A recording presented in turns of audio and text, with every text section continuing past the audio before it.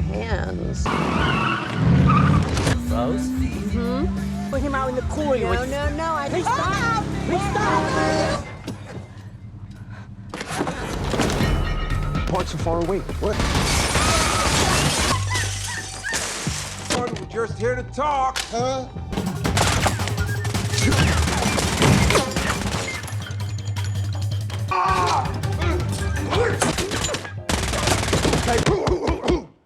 Ma'am! But they got guns. Sounds. Get that little motherfucker! Bitch. Jerry, how are you holding up? Sorry about this.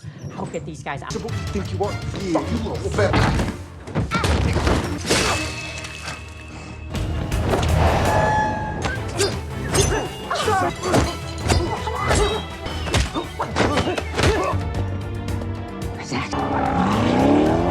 Hey guys, today we're diving into the action-packed, emotionally charged, and frankly a bit painful world of Love Hurts 2025.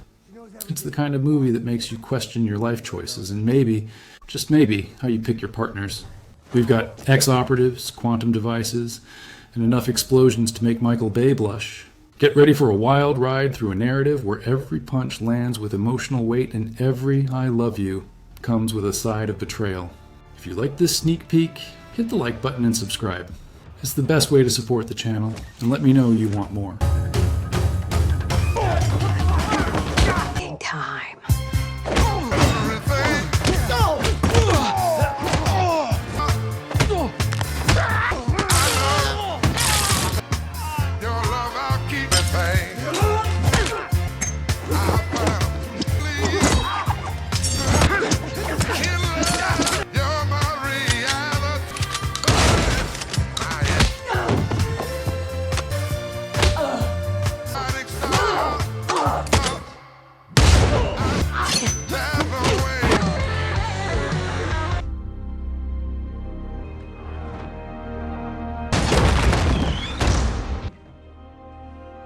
Go home.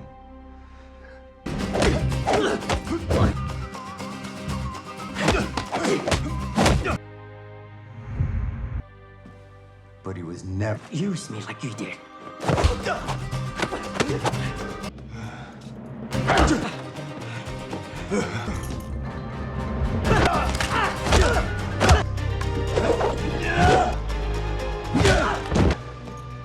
I hate seeing you like.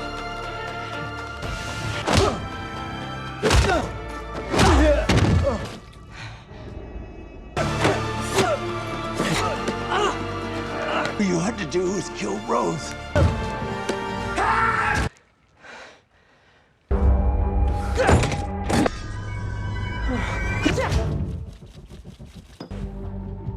Oh, fuck.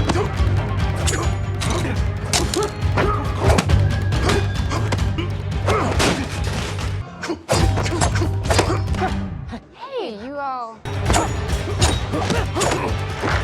Listen to me.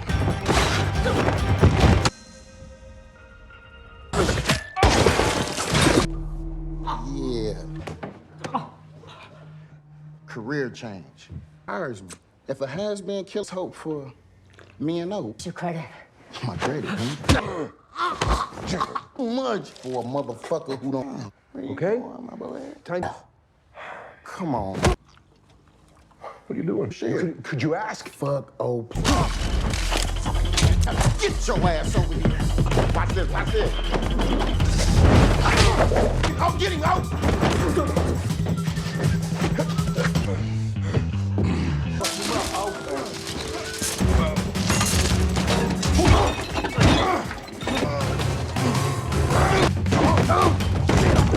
Fuck you up. Come on. Okay. Cool now. Telling your brother shit.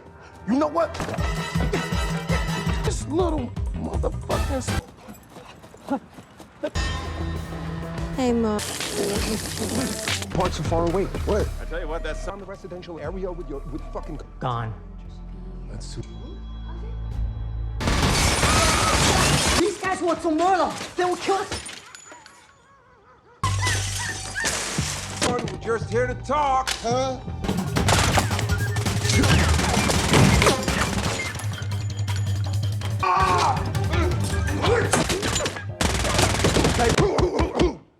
Ma'am! They got guns. Sounds. Get that little motherfucker! Bitch ass. Jerry, how are you holding up? Sorry about this. I'll get these guys out. What do you think you are? Fuck you, little fat. Stay here and don't come out until all this stuff like new. You okay?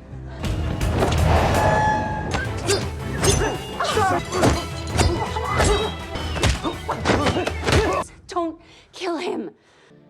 What are any...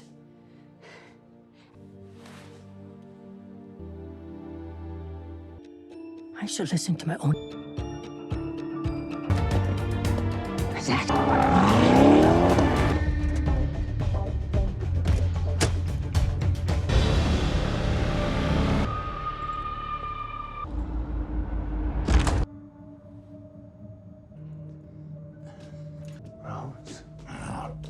Rosie. Only took a few swings to knock the truth out of him. She knows everything, boss. But I was gonna... You, Merlot, and Kippy.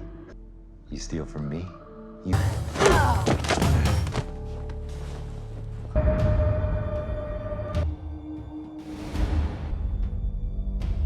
All of you. Your brother.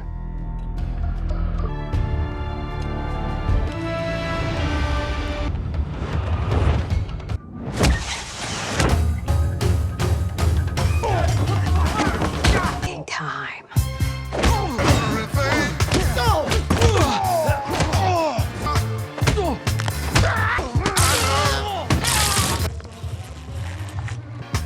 Your love, I'll keep it, babe.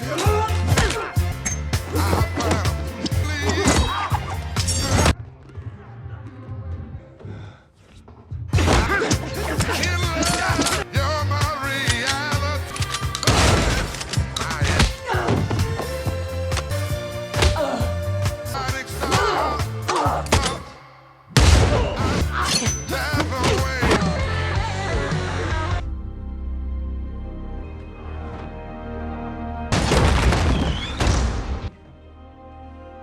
You're home.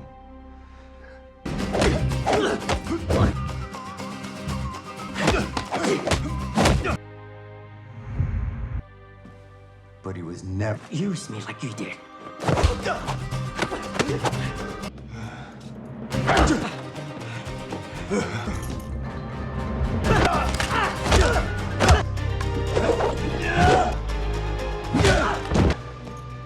I hate seeing you like...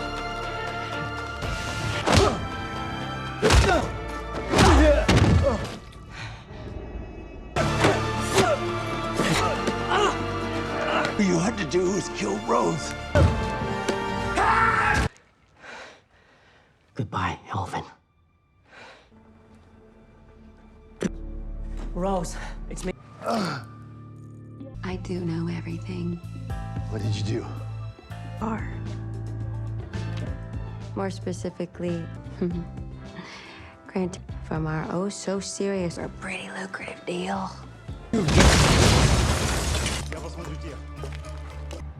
Да. Спасибо. Marvin. Rose, I have to tell you.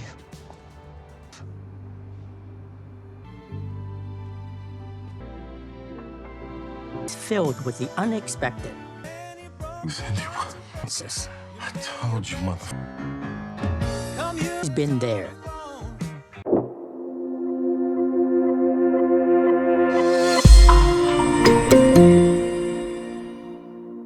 Our story kicks off in a place you'd least expect for an action flick, a quaint, sun-drenched bakery. Here, we meet Alex Vance, looking remarkably calm for someone who's probably seen a thing or two. They're expertly kneading dough, the rhythmic thud of fists against flour creating a surprisingly tranquil soundtrack. But, as we all know, peace is just a loading screen for impending chaos in these movies. Suddenly, the soothing scent of fresh bread is replaced by the crash of glass, as masked figures, looking less like Yelp reviewers and more like professional bad news delivery specialists, smash their way in. The scene explodes into a flurry of motion. Oven mitts are traded for elbow strikes, and the soft thud of dough is replaced by the sharper crack of bone.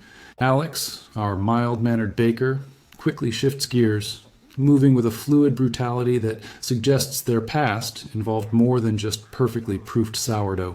The assailants, clearly underestimating the culinary combatant, find themselves on the receiving end of some surprisingly effective pastry-themed martial arts. You know, just another Tuesday for an ex-super spy. With the attackers incapacitated, let's just say they won't be asking for extra sprinkles anytime soon. Alex surveys the wreckage. The bakery, once a haven of sugary delights, now looks like a particularly aggressive food fight broke out. The air is thick with the scent of burnt sugar and, well, recently used stun gas. Amidst the splintered wood and shattered dreams of future croissants, Alex's sharp eyes catch a glint. It's a small silver locket, unmistakably familiar, half buried in a pile of flour. The tactile sensation of the cool metal against their skin is enough to send a chill down Alex's spine, not from the cold, but from the sudden, icy grip of memory. This isn't just a random attack. It's a message, a cruel whisper from a past Alex desperately tried to bury under layers of flour and sugar. The locket isn't just an object. It's a key, unlocking a door to a history they thought was permanently locked away. And the name that springs to mind, sharp as a knife edge? Cale, the one person Alex never thought they'd hear from again, especially not like this. Talk about a dramatic reunion notice. The discovery of Cale's locket triggers a stark, vivid flashback. We're thrown into a past life, a rain-slick training yard, where younger Alex and Cale spar with a ferocity that's both brutal and beautiful. The thwack of practice weapons hitting protective gear, the grunt of effort, the splash of rain on their faces. It's also raw and real. They move with an almost supernatural synchronicity, each anticipating the other's moves, a dance of danger where every parry and lunge is perfectly timed. You can practically hear the sizzle of their undeniable chemistry, both in combat and, well, beyond. This wasn't just a professional partnership. It was a bond forged in fire, sweat, and perhaps a few shared late-night training snacks. The way their eyes meet after a particularly demanding sequence, a silent understanding passing between them, speaks volumes about the depth of their connection. It's clear that Cale wasn't just a colleague. They were everything. The contrast between this shared past and the recent, violent present makes the betrayal feel like a gut punch, echoing through the silence of Alex's current, ruined bakery. Driven by the attack and the ghost of Cale, Alex retreats to a forgotten safe house, a relic from their previous life. The space is sparse, functional, smelling faintly of stale air and old electronics. Here, surrounded by dusty files and ancient tech, Alex begins to pull at old threads. The scene is a masterclass in analog espionage. No fancy algorithms, just Alex meticulously pinning surveillance photos onto a corkboard, connecting them with red string, a classic detective trope that still hits different. Each thumbtack is placed with grim determination, each string a silent question leading to a potential answer. The quiet hum of an old server is the only sound as Alex sifts through fragmented data, trying to piece together Cale's movements, their allegiances, and why they've resurfaced with such destructive force. It's a race against time, not just to find Cale, but to understand the twisted game they're now forced to play. Alex's fingers fly over keyboards, the click-clack echoing the racing thoughts in their head. The stakes are clear. Find Cale, or lose everything. Again, Alex's investigations lead them to a sleek, brutalist facility, all cold concrete and reinforced steel, practically screaming supervillain lair. Infiltrating it is a symphony of stealth and silent takedowns, the barely audible rustle of movement, the soft thud of a guard hitting the floor, the click of a lockpick. Alex moves like a ghost, a ballet of shadows and suppressed aggression. Finally, after navigating a maze of corridors and laser grids, they find Cale. The air in the room practically crackles with unresolved tension. The reunion is anything but heartwarming. Cale is cold, calculating, their eyes betraying none of the warmth Alex remembers. The scene crescendos with a brutal, terse exchange, Kale's voice a low, chilling whisper that delivers a punch to the gut. They reveal their alliance with the Syndicate, a shadowy organization, making it clear that their past is just that, past. Kale's words are like a physical blow, each one echoing in the heavy silence, confirming the betrayal Alex feared. It's a devastating moment, the metallic clang of fate sealing their new adversarial roles. The moment Kale slips away, the facility's alarms blare, a harsh, guttural wail that slices through the air. What follows is a vehicular ballet of destruction, a high-octane car chase that makes rush hour look like a gentle stroll. Alex, now behind the wheel of a rather unassuming yet surprisingly resilient sedan, pursues Kale through a concrete jungle of flashing lights and screaming sirens. The screech of tires against asphalt, the crunch of metal on metal as cars are ruthlessly shunted aside, the distant boom of exploding obstacles. It's a symphony of chaos. Alex drives with a desperate intensity, every swerve and acceleration fueled by a cocktail of anger and heartbreak. Kale's driving is equally precise and ruthless, clearly intent on shaking Alex, or worse.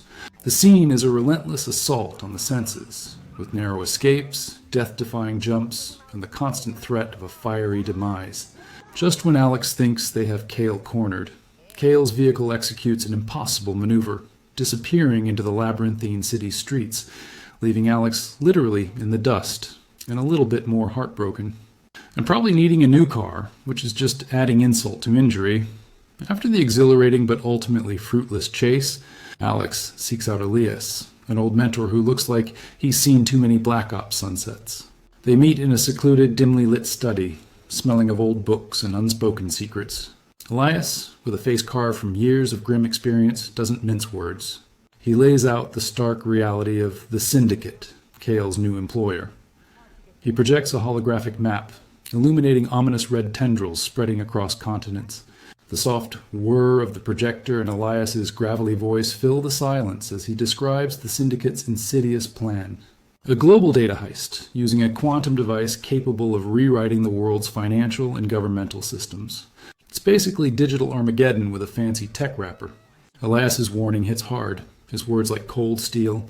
The mission isn't just about Kale anymore. It's about preventing a worldwide catastrophe. The weight of the world, quite literally, falls onto Alex's shoulders. The stakes have just been raised higher than a giraffe on a ladder. And Alex is going to need more than just baking soda to fix this mess.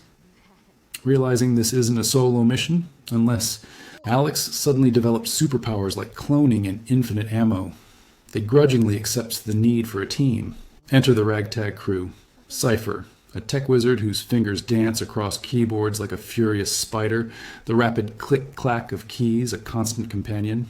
Boomer, a demolitions expert who probably considers subtle a four-letter word and loves the whump of a perfectly placed explosive.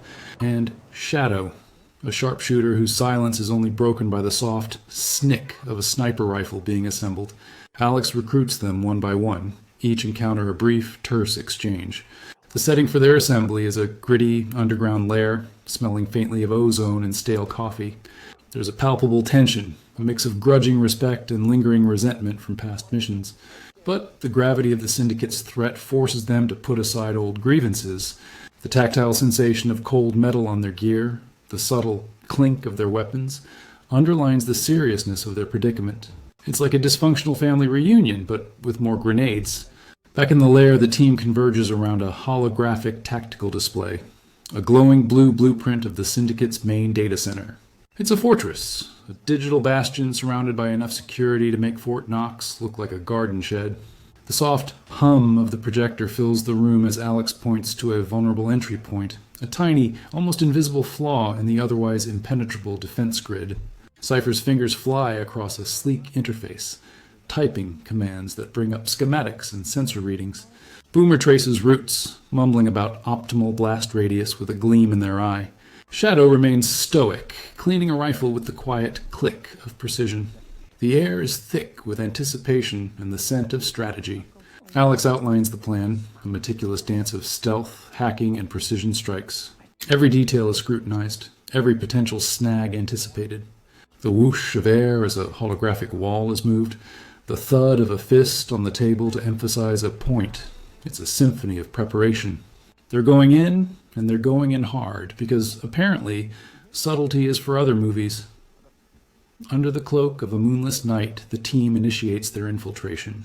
The whoosh of grappling hooks soaring upwards, the soft creak of tension as ropes bear weight, and the silent descent of Shadow, rappelling down a sheer concrete wall, are the only sounds. Shadow moves like liquid, landing silently behind two unsuspecting guards, their thump against the ground barely registering before they're expertly incapacitated. No loud bangs, no dramatic explosions yet, just the methodical efficiency of trained professionals.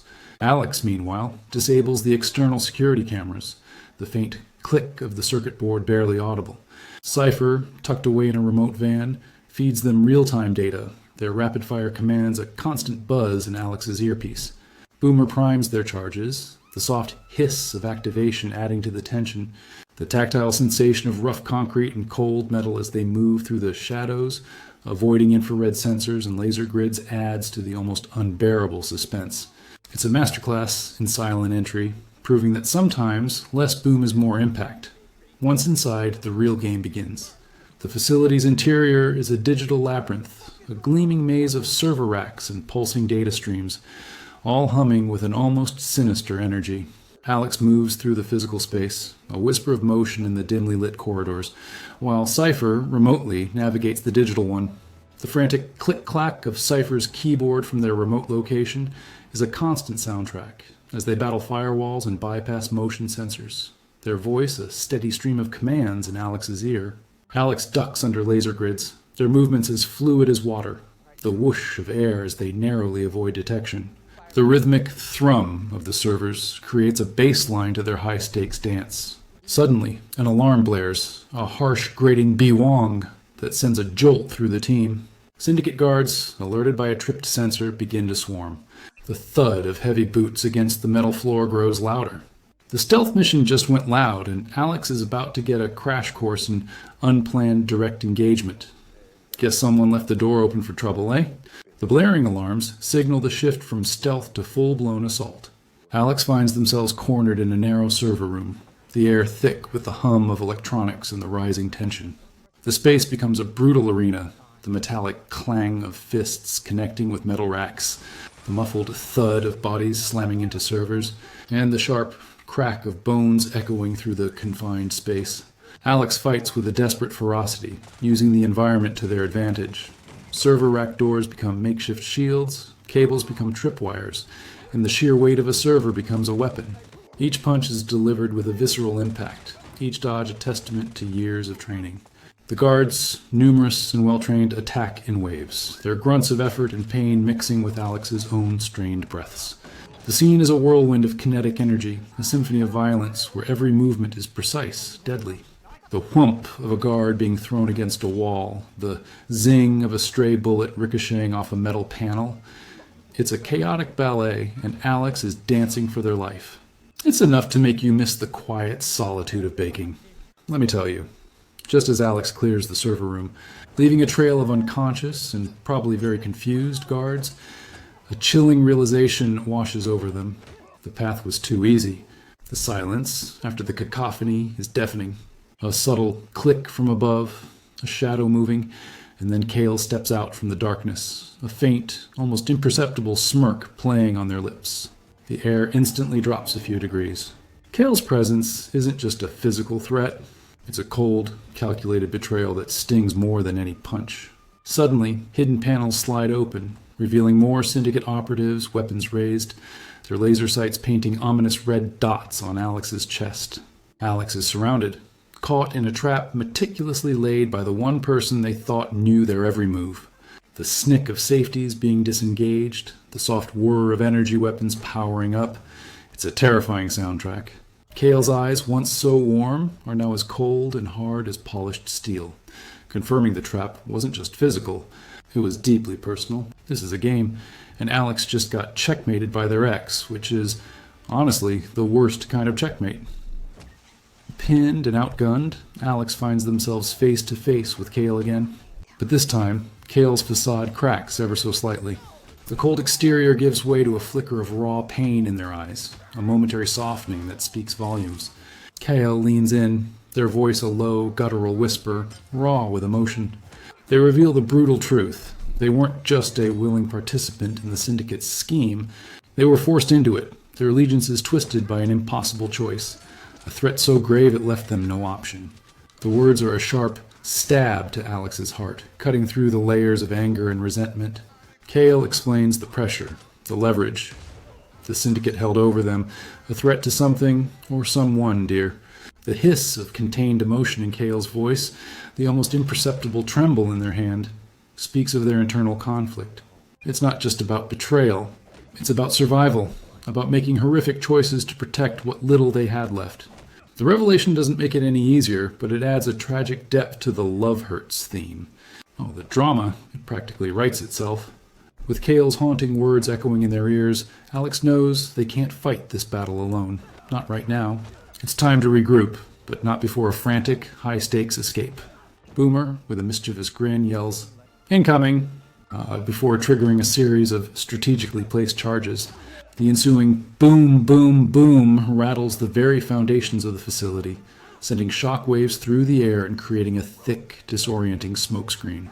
The whoosh of escaping gas and the crackle of minor fires add to the sensory overload.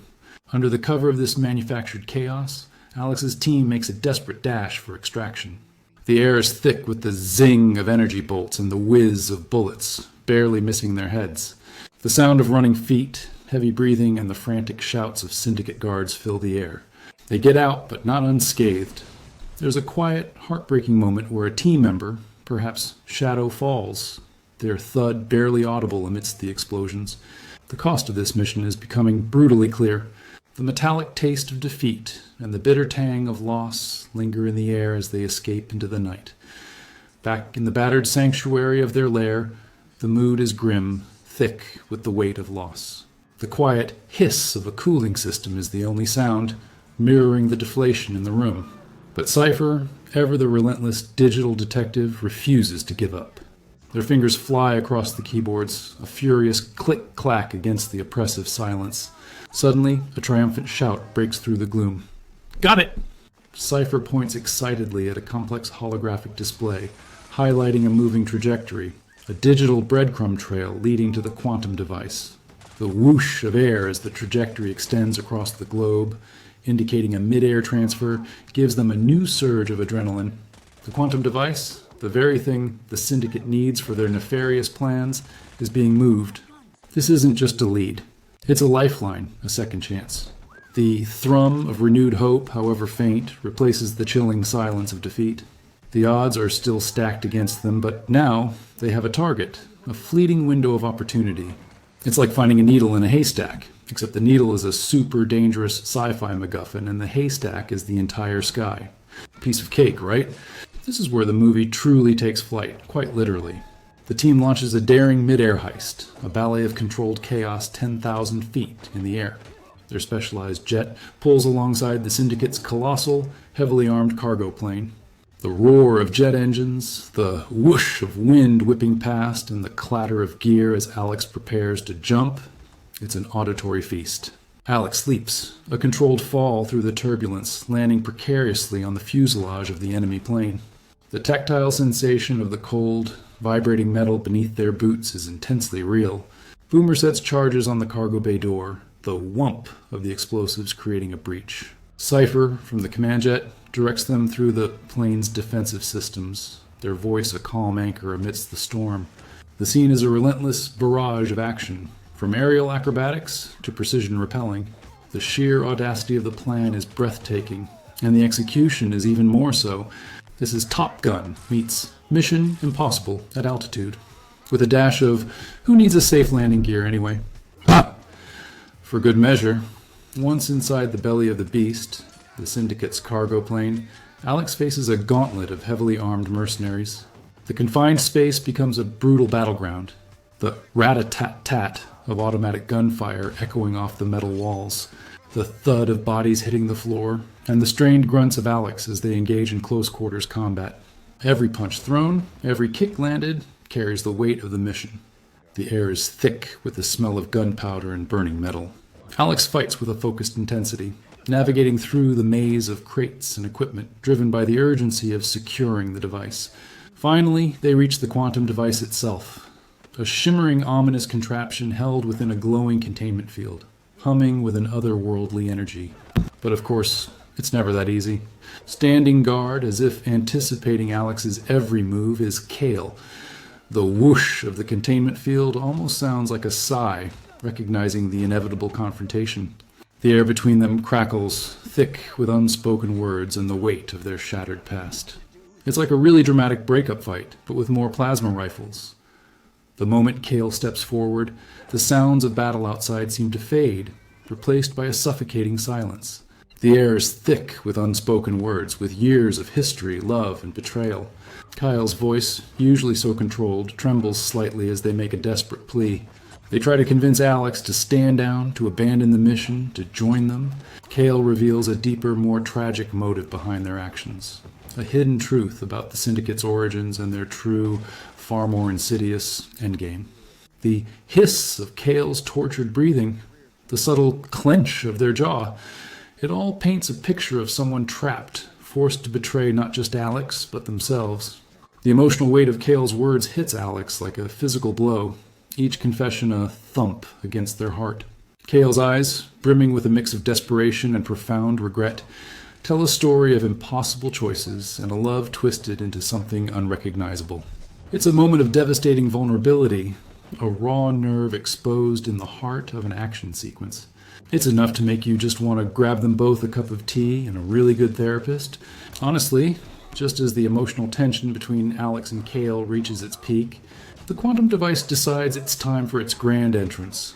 With a low, ominous hum that quickly escalates into a piercing whine, the device pulses violently. Its energy field expands, distorting the air around it, sending visible ripples through the plane. The very metal of the aircraft groans in protest, the creak and shudder of the fuselage making it feel like the plane itself is screaming. The sudden surge of power is overwhelming, a stark reminder of the global catastrophe it's designed to unleash. The zap of static electricity fills the air, and small sparks dance across the floor. This isn't just a threat anymore. It's an immediate, tangible danger. The soft thud of their conversation is utterly drowned out by the escalating mechanical roar. Alex and Kale are forced to snap out of their emotional standoff, confronted by the very real possibility of worldwide devastation, a cosmic oopsie that would make all previous oopsies look like spilled coffee. The terrifying thrum of the quantum device leaves no room for doubt. It has to be stopped, and quickly. Alex's eyes, usually so expressive, harden with a grim, unwavering resolve. The whir of the device intensifies, its light blinding. There's only one way out of this: destruction. But that means destroying everything Kale might have been trying to protect, everything they were forced to fight for. The decision is a brutal slam against Alex's conscience. The tactile sensation of their fist against a cold metal control panel, a silent declaration of war against their past. The quiet click of their internal resolve. Kale's desperate eyes meet Alex's, understanding the terrible choice that has been made. The silence between them, despite the device's rising crescendo, is deafening, filled with the weight of unspoken goodbyes.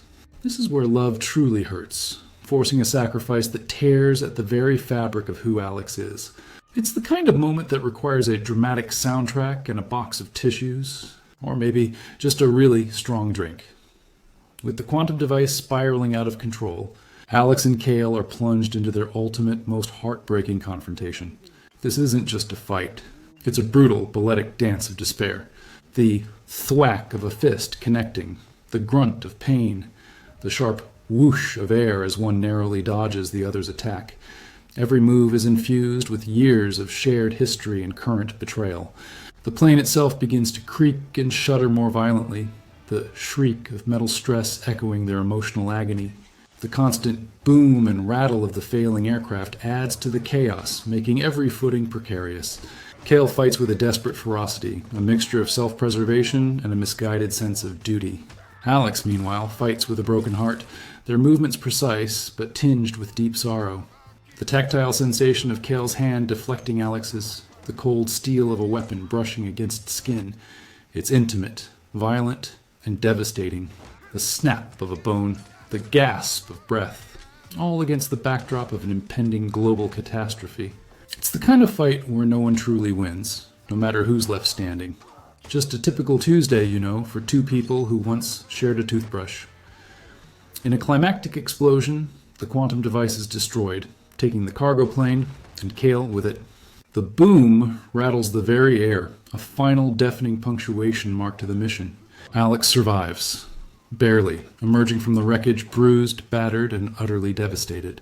The distant hiss of residual fire, the acrid smell of smoke and burnt metal clings to them. They watch the fiery spectacle in the sky, a single tear tracing a clean path through the grime on their cheek. The world is safe, but the cost has been immeasurable. The thump of their heart is heavy, filled with an ache that no amount of victory can erase. The crunch of debris underfoot as Alex walks away is a stark reminder of the destruction. The mission accomplished, the world saved, but at what price? The tactile feeling of cold air on their battered face, the quiet hum of solitude, marks the profound change within them. It's a somber victory, a bittersweet triumph where the hero pays a deeply personal price.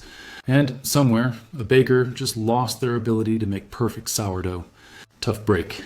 In the quiet aftermath, Alex visits a secluded, nameless memorial, a place of quiet reflection for those lost in the shadows.